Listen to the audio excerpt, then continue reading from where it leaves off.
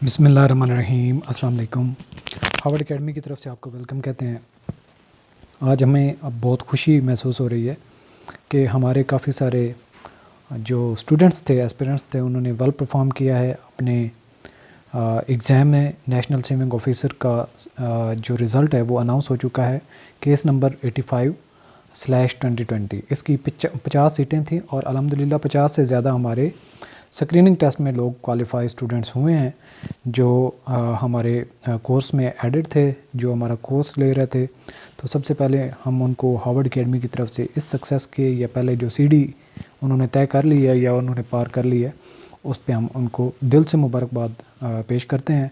तो इससे ये जो क्वालिफाई टेस्ट हो गया है, इसके बाद आपने बायोडाटा फॉर्म फिल करके भेजना होगा। उस फॉर्म को फिल कैसे करना है वो भी हम आपसे एक लिंक जो है इसी वीडियो की डिस्क्रिप्शन में शेयर कर देंगे कि आपने बायोडाटा फॉर्म किस तरीके से फिल करना होता है, कौन सी मालूमात कहाँ पे एंटर करनी होती हैं। फॉर्म सेंड करने के बाद आप लोगों का अगेन जो है वो स्क्रीनिंग होगी। इसमें से शॉर्ट लिस्ट हो जाएंगे कुछ जिनके डॉक्यूमेंट्स वगैरह पूरे नहीं होंगे, जिनकी एज का कोई इशू होगा, तो रेस्ट जितने भी होंगे वो नेक्स्ट इंटरव्यू के लिए कॉल किए जाएंगे। तो नेक्स्ट हमारा जो फेज़ आएगा वो इंटरव्यू की प्रिपरेशन का होगा।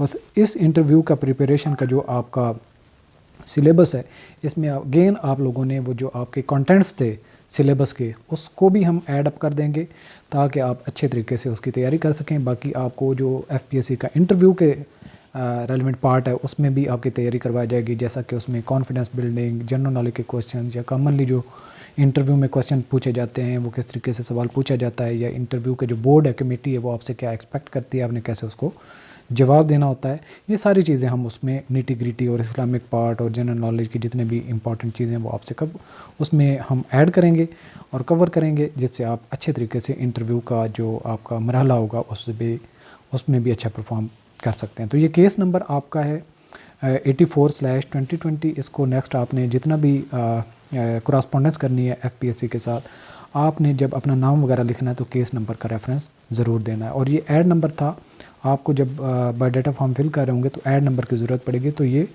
6/2020 ऐड था आपका, यानी कि ऐड नंबर 6 था 2020 का। Recruitment to the post of national swimming officer BS17, central directorate of national swimming, ministry of finance. इसको मैं रीड आउट कर देता हूँ, जो आपके काम की बात होगी उसमें भी हाईलाइट कर दूंगा। Referring your online application and subsequent appearing in screening MCQ test for the subject post, you are advised to furnish biodata form along with attested copies with name stamp attestation officer, यानी कि जिस officer से आप sign वगैरह करवाएंगे उसका नाम ऊपर होना चाहिए। आप requisite documents as mention below within 15 days. तो ये आपने स्ट्रिक्टली इसको फॉलो करना है। इन 15 दिन से आपने लेट नहीं होना, और ये 15 दिन शुरू हो जाएंगे 2 मार्च से ऑनवर्ड, यानी कि 17 मार्च आपकी तकरीबन लास्ट डेट होगी। उससे आपने डॉक्यूमेंट्स को लेट नहीं करना, उससे पहले पहले भेज देना। It may however be understood that asking for requisite documents should not be inferred that you have been shortlisted for interview, and their eligibility in all receipts in respect of terms of advertised condition shall be determined after scrutiny of their documents। तो ये documents मांगने का मकसद ये नहीं है कि आपको इंटरव्यू के लिए कॉल किया जा रहा है, बल्कि आपके डॉक्यूमेंट्स की स्क्रूटनी होगी। तो फॉर्म कौन कौन से आपने फिल करके भेजने हैं, क्या क्या डॉक्यूमेंट्स भेजने हैं, ये आपने एक लिस्ट तैयार रखनी। बायोडाटा फॉर्म ये आपको बाई ईमेल भी आएगा, बाय पोस्ट भी आएगा, और अगर किसी को फॉर्म ना मिले तो आप मुझे कांटेक्ट कर सकते हैं। 2 लेटेस्ट फ़ोटोग्राफ पासपोर्ट साइज़ होने चाहिए, वैलिड जो CNIC होना चाहिए, SDC ज़रूरी है, सेल्फ डोमिसाइल सर्टिफिकेट आपके पास होना। इसके अलावा secondary certificate, SSC, matric showing date of birth वगैरह, और जो हायर सेकेंडरी स्कूल सर्टिफिकेट जो है इंटर का या intermediate issued by the secondary secretary board of the intermediate and secondary education. इसके अलावा इनका case of O level and A level and equivalent certificate from inter board committee of chairman IBCC से आपने equivalent certificate बनवाना होगा। इसके अलावा 2nd class grade C master degree in economics, statistics, commerce, accounting, finance, business administration, public administration, cost and management accountant, chartered accountant और administrative sciences, management sciences, equivalent certificate या qualification जो university या HEC से recognised है वो आपने certificate भेजना होगा। इसके अलावा degree and transcript, result card, DMC showing duration of study period with proof of CGPA grade class with credit odds and result declaration date issued by the controller of examination from the university recognized by higher education commission to determine eligibility। ये documents आपने attach करने होंगे। wherever an equivalence of the required degree is to be claimed by the candidate, an equivalent certificate issued by HEC may be furnished to the FPSC to authenticate the claim। तो आपकी अगर इस qualification जो आपकी यहाँ पे mention है उसके रेलिवेंट नहीं है और आप इसके इक्वल समझते हैं तो HEC से आपने इक्वलेंट सर्टिफिकेट बनवा के साथ अटैच करना होगा। फर्दर कुछ डॉक्यूमेंट चाहिए होंगे। Valid registration with HEC, PEC, PMC, PNC such other institution where applicable. तो ये आपके वो HEC के साथ रिकग्नाइज इंस्टीट्यूशन का होना ज़रूरी है जहाँ से आपने डिग्री की हो।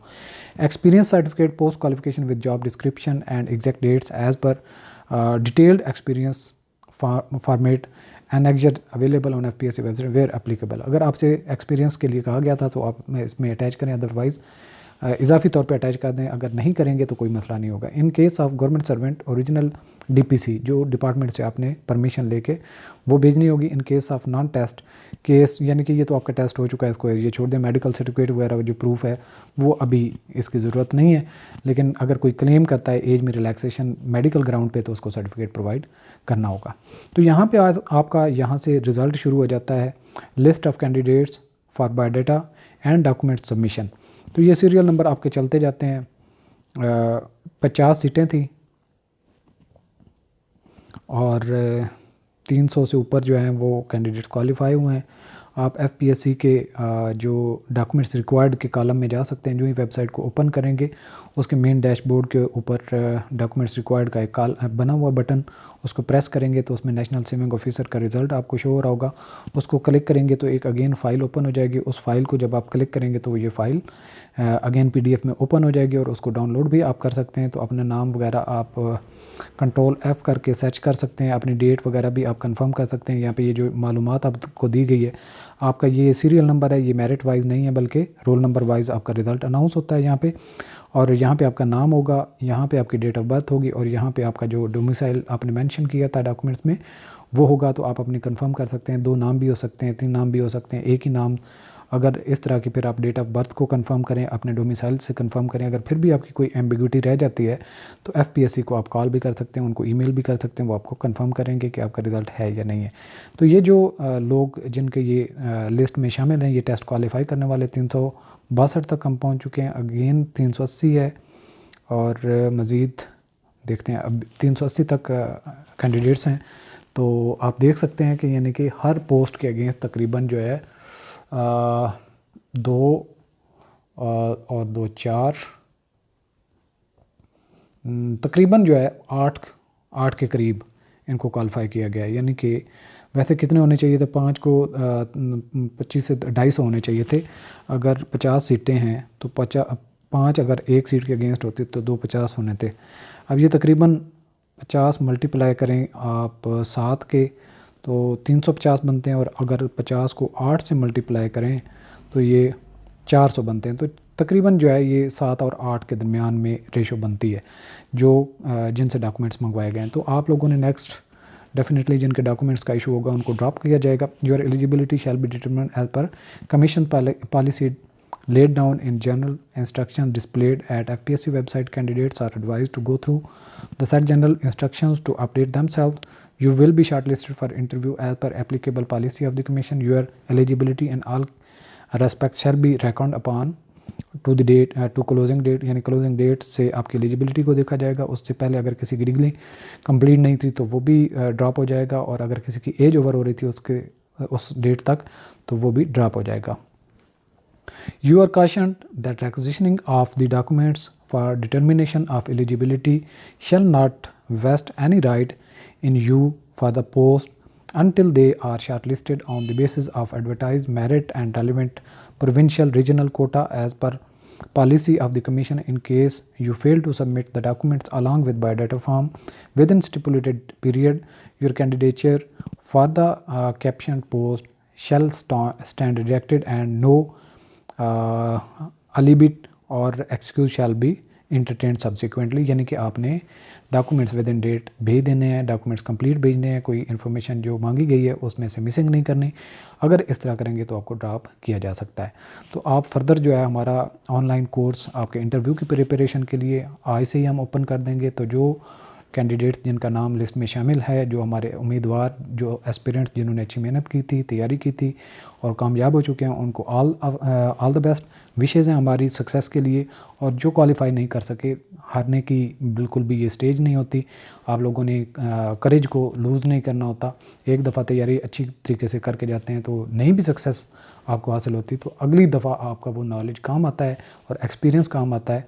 तो नाकामी भी एक जो कामयाबी की सीढ़ियों में से पहली सीढ़ी होती है।